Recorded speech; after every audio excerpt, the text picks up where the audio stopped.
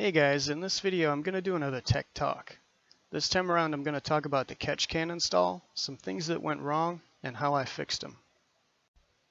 But first of all, if you saw the catch can video, you may have noticed I didn't reinstall the battery cover.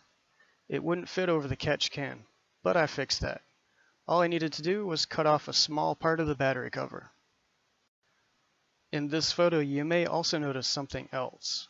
The engine cover was rubbing on the hoses.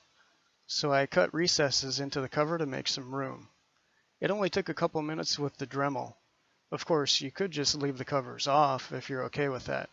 Then you won't need to bother with this. Another problem I had was the plastic PCV line broke into pieces. The plastic got brittle with age.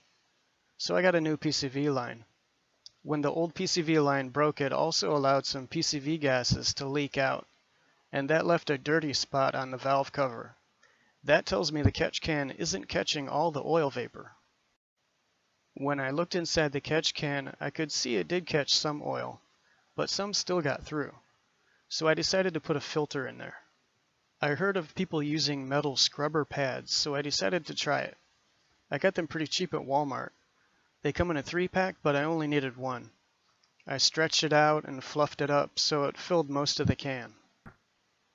So, what are the takeaways? First of all, the catch can is doing its job. It's collecting oil that would have gone into the intercooler or the intake. But I think it would work better with a filter in it. Second of all, reusing old plastic parts is probably not a good idea. And last but not least, be mindful of interference issues. That said, the total cost of the catch can install is still only about 40 bucks. In my opinion, that's money well spent. Okay, that's it for this video. See you next time.